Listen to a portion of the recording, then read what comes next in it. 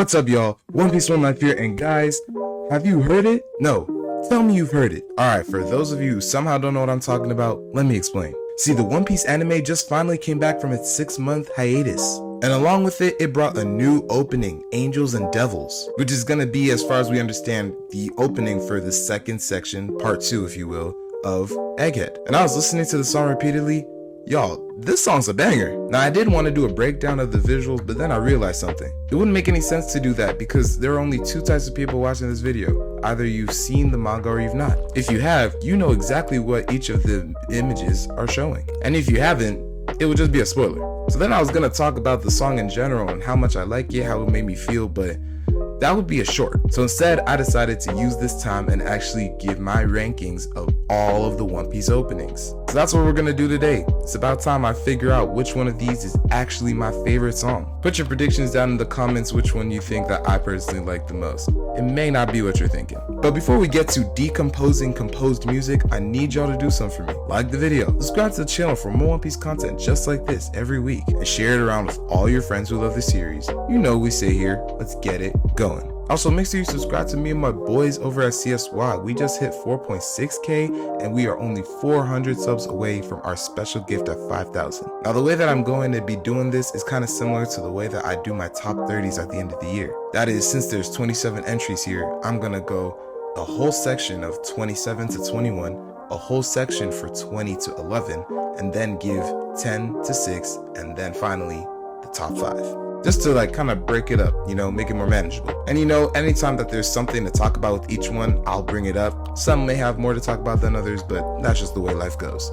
That's a Uzi reference, if anybody got it. But without further ado, we're gonna start off the list with number 27. We Are Straw Hat version, followed by 26, Believe at 25, Kazeo Sagashite at 24, Hikarie at 23, Bon Voyage, 22 is Jungle P, and 21, the original We Are. Now the We Are Straw Hat version is last because I'm not gonna lie to you guys, I barely count it as its own opening.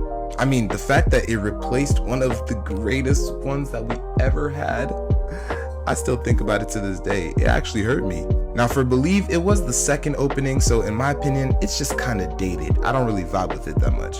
People might say, well, the first opening is even more dated, but the first opening has that iconicness. But don't worry, we're gonna get there. Believe was also playing during a not very interesting section of the story for me, which was the whole kind of just getting into the Grand Line. To me, I didn't like it that much until we got to Drum Kingdom. Now Kazeo Sagishite, I don't know. One thing that I look for in anime openings is how much it reflects what's currently going on in the story and whether it kind of matches it tone-wise. And I don't know, to me, this one just doesn't feel like it fits the vibe of Impel Down and the start of Marineford. Like, it's so happy-go-lucky and whimsical compared to the more serious tone of what's happening at that time. Now, Hikarie played for a majority of Alabasta, and I'm not gonna lie, it's okay. The reason it's actually so low for me is the fact that I was anime only at the time, and it spoiled the fact that Robin was joining the crew for me. Like, seeing Robin emerge and being like, oh yeah, I'm with y'all now, it all lost its impact on me because I saw that opening first. Now, Bon Voyage, yeah, it's just middling. I will say, I do definitely think it matches the vibe of Skypiea and just what it would feel like to be on a vacation in the sky. And I do like the part that goes like, na na na na na, precious in my life. I mean, the fact that it didn't even show any of the major like other players in the arc and just focus on the Straw Hats, bold choice. Now Jungle P is where we're starting to get into the middling ones for me, where it's like, it's not bad, it's just a lot of things are better than it. But you know, Jungle P was fun. It was used for Thriller Bark and some anime filler, but you know, for it being the first one with Frankie officially in the crew, it was pretty good. I liked it. Life is adventurous. Be aware it's dangerous. Who's gonna be one of us? Like, come on, you do know that rapping part. I'm from the west to the east. Now, the one that's probably gonna shock people is that I put the original We Are so low. I really do like it. I really do. You know, it's a really catchy song. It's great. I don't know if I'm the only one, guys, but if we're talking just off of the pure music alone, I personally don't think it reaches the heights of what a lot of others One Piece openings do. I mean, we definitely have to give it flowers where flowers are due. It's got the nostalgia factor. Literally, the opening that started it all. I do like the sea shanty vibes. I feel like if I was into sea shanties more, it would be higher. Even the first beginning, wealth, fame, power, Gold Roger and his crew found the blah blah blah. We all know it. And at this stage, I also do have to shout out the Nigerian version of this song that I heard, made by Mike O. This is one of the funniest things I've heard on the internet. And then it also had that special version for episode 1000 where they were kind of matching it with the original version, but obviously with updated graphics and updated people to match what was going on at the time. But still, I don't feel right putting it any higher than this.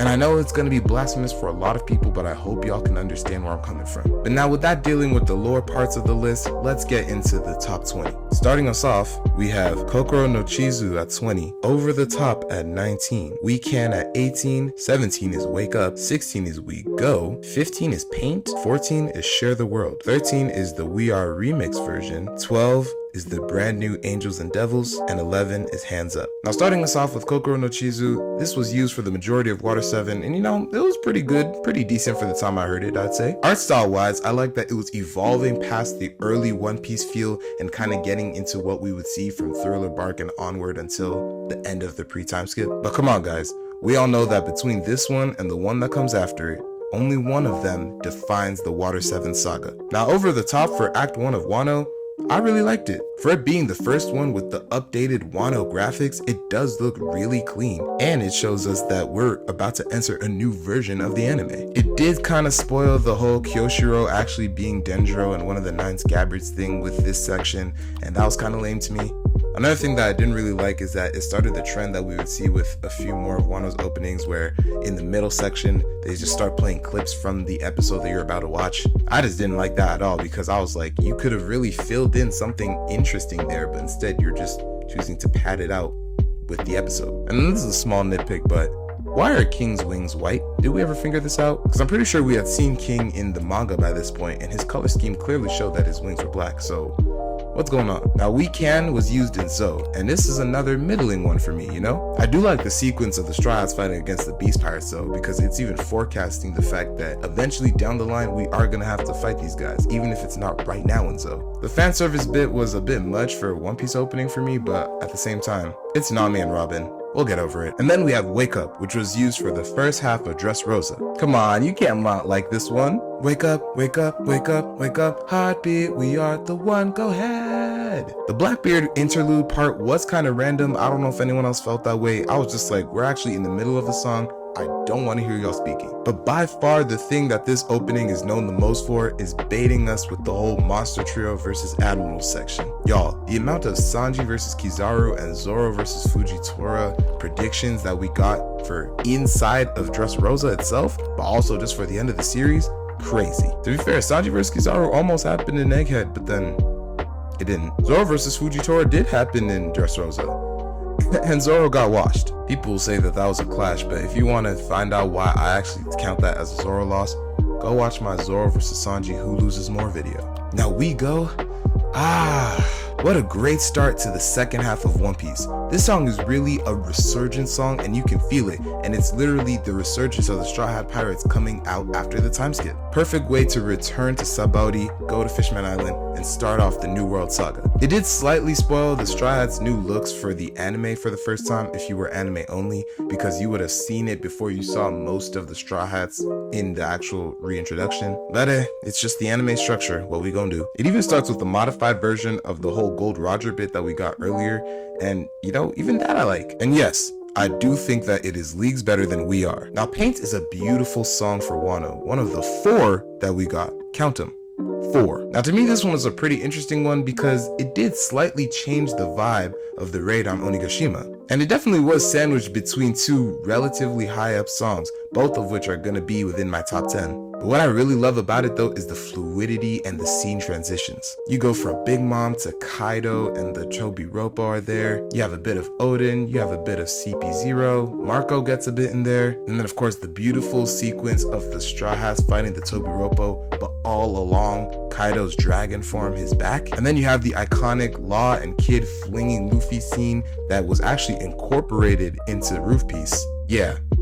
Great opening. Now for Share the World, I really did like the cool rock tone that it had, and I think that it matched Sabaody perfectly. Not only was it used for basically the entirety of Sabaody, but it also took up Amazon Lily and the very start of Impel Down. And even though it was so long and it lasted for so long, I was still bumping it. And I think it does a really good job for the world building that was shown in the arc, because it gives time to introduce all of the different factions. You got the Supernovas, Kizaru and his marine forces, Shaki and Rayleigh, and even reframing the warlords, and that was the first time that we've seen a silhouette of Jinbei. Now the We Are remix version, this is a personal pick, but it just had to be this high because I really love it. It played for the latter half of Thriller Bark and going into Sabaody, but whew, did I wish it played for longer. There's just something about the singing in that second verse. And to me, the tone of this We Are is less sea shanty and more jovial, more synthy, so it also just appeals to me. Now we come to Angels and Devils, the most recent one that I was just talking about. With this one low-key being the reason I'm making this vid, I continuously listen to it in preparation. I definitely think that it has top 10 potential, but I just don't think it's there yet for me personally. Animation-wise, it is absolutely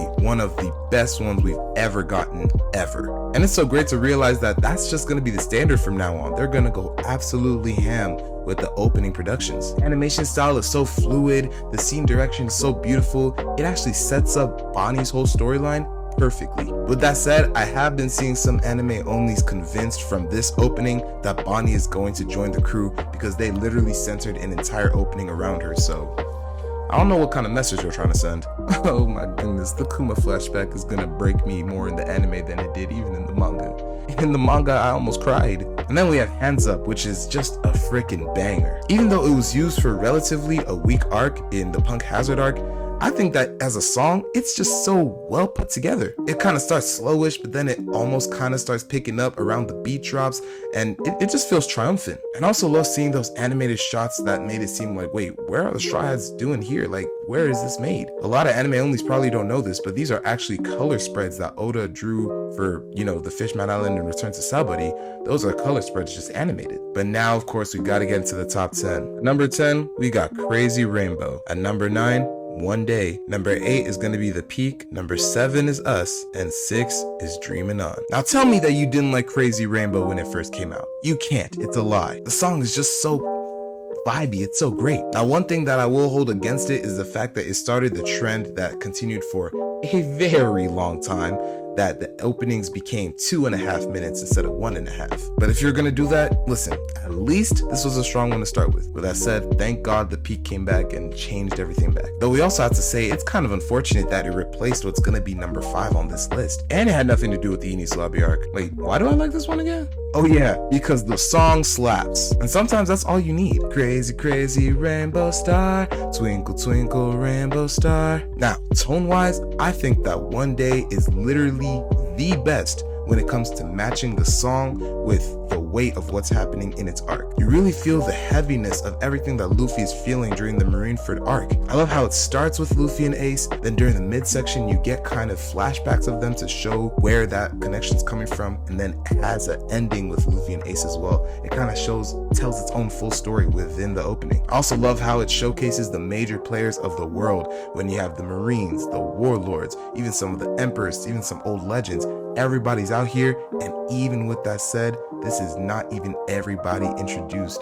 for the world of One Piece. And then best of all that I always have to commend it for, I love the fact, absolutely love, that they do not spoil the fact that Ace dies. Like for anime onlys, that's a genuine life-changing moment for the context of the series. So the fact that they didn't spoil that or didn't show anything like that, they knew what they were doing. Loki, maybe One Day should be higher, but as of right now, it's not higher than The Peak. And it may be recency bias, but I love The Peak. First off, it's the first opening to be shown ever since Gear 5 was revealed. And y'all, the way that they use Gear 5's abilities to justify breaking the fourth wall of the opening itself, genius. The animation is beautiful. And then did anyone else notice that in the second half that was kind of about the post-Wano section, every action was being centered around a circle, tying back into the fact that Luffy, Gear 5, was being cast over the moon and that he's the sun god? Poetic! And then the themes don't stop there because it's called The Peak, and it's literally symbolizing the peak of Luffy's power, but not even just power, the peak of his imagination, his abilities.